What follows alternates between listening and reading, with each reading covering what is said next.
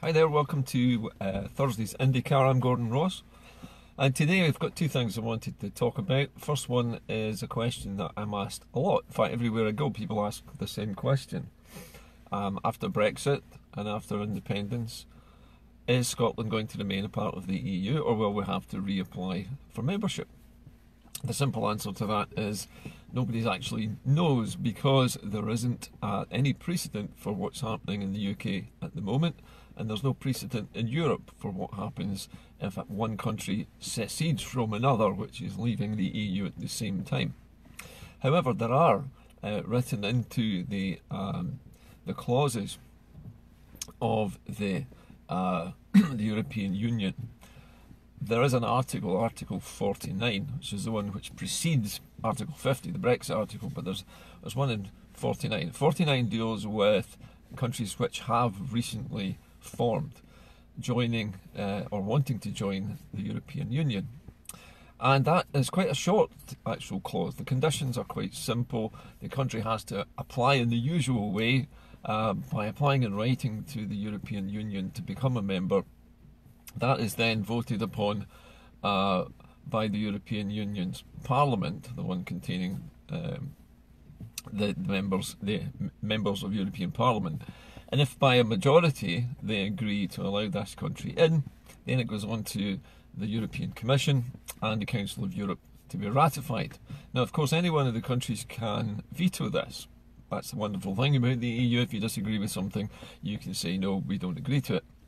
But you have to have a very good reason for doing it. And some people have said, well, if Scotland leaves the United Kingdom and wants to rejoin Europe, then Spain would veto it, because Spain is worried about Catalonia seceding from Spain and then wanting to rejoin the European Union.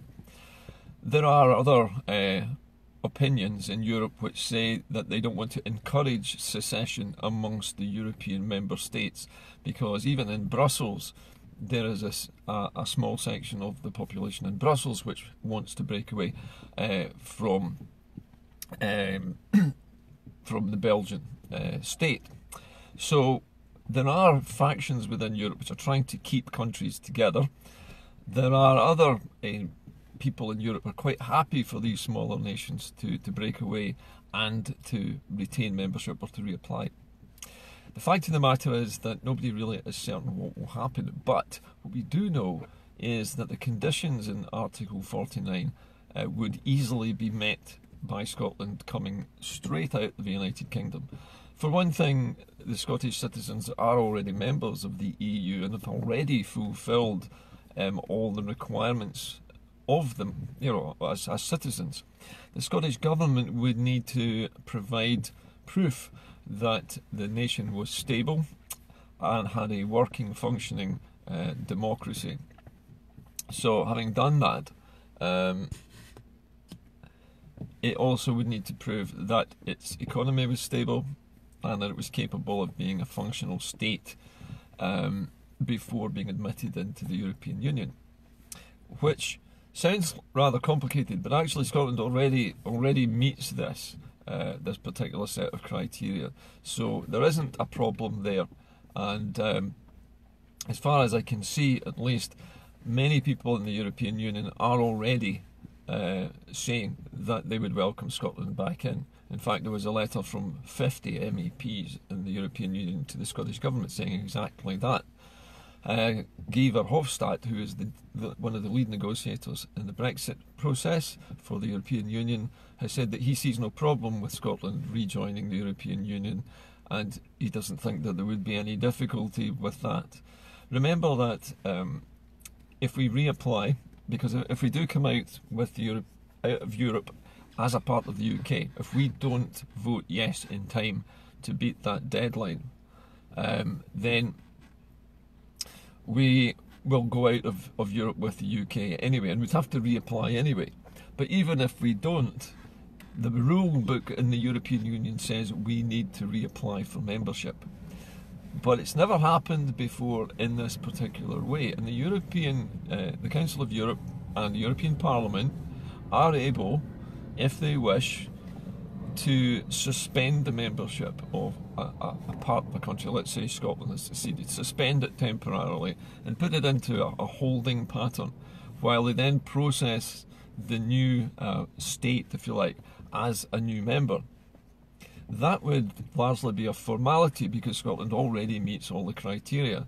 They would only need to demonstrate the stability of government and the functioning of the democracy. So that would be fine. We'd need to have a working currency, which we would have in the Scottish pound. That would also need to be proved. It could take a few months, it could take a few years, maybe up to 2 years for Scotland to be fully readmitted. But there isn't any reason that I can see in the legal documents that I've seen and the articles of the Treaty of Lisbon which say that Scotland could not be temporarily kept within the European Union while this particular difficulty is sorted out and while this process is going on, because it's never happened before. So it's an unprecedented situation. It wasn't anticipated in the treaty at all.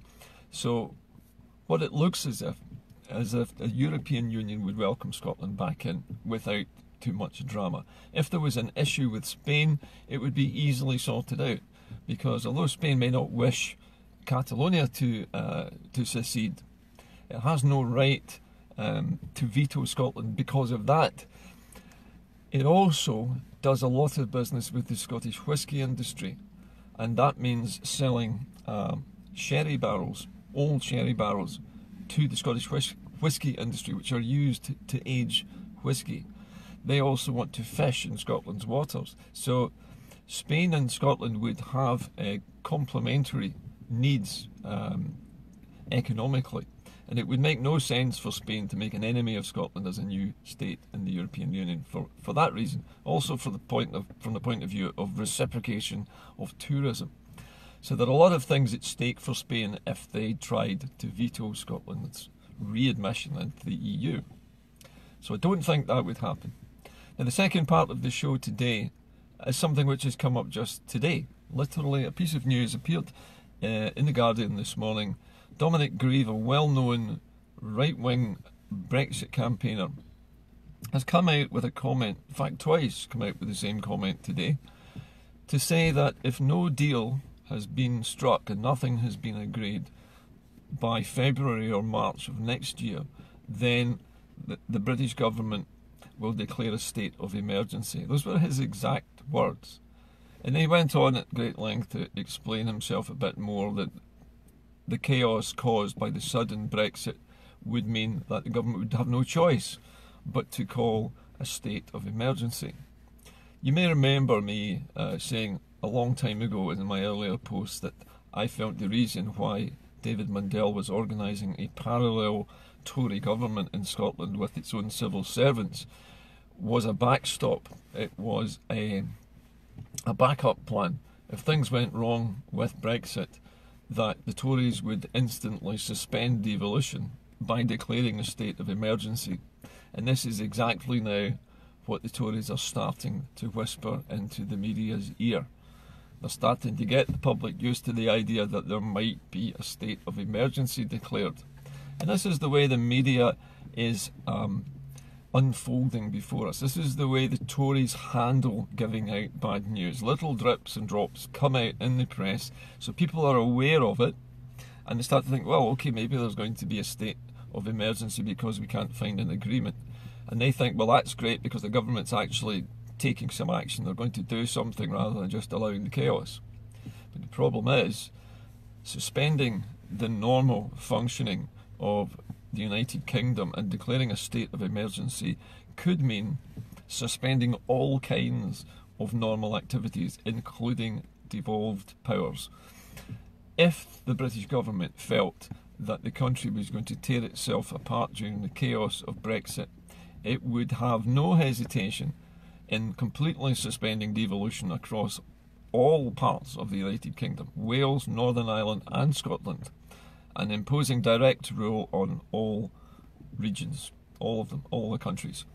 That means Northern Ireland, which is already under Tory direct control because of the DUP, it's already effectively got suspended devolution. All that needs to happen now is for the Welsh Assembly to be shut down and for the Scottish Assembly to be shut down, the Scottish Parliament to be shut down. It could now happen. Anyway, I'll leave you with those thoughts today. I have to go now, but I'll talk to you later. Bye-bye.